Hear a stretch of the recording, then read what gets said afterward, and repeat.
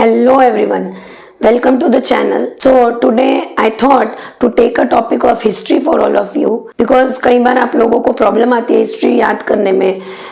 कई बार कुछ पॉइंट्स जो हैं वो छूट जाते हैं, याद नहीं रहते.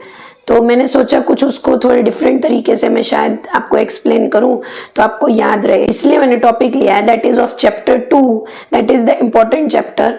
And the name of the chapter is From Trade to Territory, the Company Establishes Power. So here the company is about the Britishers, as the name says, trade to territory.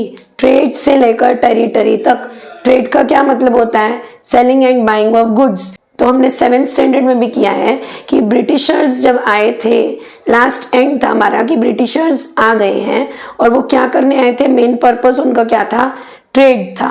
तो वो ट्रेड करने के लिए आए थे, लेकिन बाद में उन्होंने क्या किया, territory means to control, to make their own kingdoms. तो उन्होंने क्या किया, स्लोली एंड स्लोली अपनी टेरिटरीज बनानी शुरू कर दी, अपने एरियाज बनाने शुरू कर दिए. That's why the name of the chapter is trade to territory and the company establishes power. क्योंकि उन्होंने टेरिटरीज बनानी शुरू कर दी, इसीलिए उन्होंने क्या करना शुरू कर दिया, अपना एस्टैब्लिशमेंट, अपना कंट्रोल, अपना पैर जमाना शुरू कर दिया. कहां पर, इंडिया पे. क्या करके, कंपनी ओपन करके, पावर दिखाकर, कंपनी के थ्रू. अब इस चैप्टर में हम क्या क्या पढ़ेंगे आज मैं आपको वो बता देती हूँ, और नेक्स्ट वीडियो से मैं आपको एक्सप्लेन करना शुरू करूंगी ये सारे पॉइंट्स जो मैं आज आपको बता रही हूँ. First is India before Britishers. India Britishers के आने से पहले कैसा था, कौन रूल कर रहा था, और एकदम से जब ब्रिटिशर्स आए तब ऐसा क्या हुआ कि बहुत सारे चेंजेस आ गए इंडिया में. Second one is how they became traders to rulers. Who became traders, how the Britishers became traders to rulers, how they started trading, और उसके बाद वो सडनली रूलर्स में कैसे चेंज हो गए, इसके बारे में हम पढ़ेंगे. Battles, there were different battles, battle of Plassey and battle of Buxar, जो कि बहुत इंपॉर्टेंट बैटल्स रही हैं इंडिया को चेंज करने में. बहुत सारी चीजें इसमें इंक्लूड होती हैं, तो इसलिए हम ये वाली बैटल्स पढ़ेंगे. आगे जाके और भी अलग बैटल्स हैं, but in this chapter we will read about them. जब ब्रिटिशर्स आए तो वो अपने आप से तो नहीं आ गए, तैर के नहीं आ गए, वो शिप्स के थ्रू आए. तो वो किस तरीके से उन्होंने उन चीजों का सामना किया और किस तरीके से वो यहाँ पर सेट हुए as a company, that we will talk about. Next one is expansion of company policies.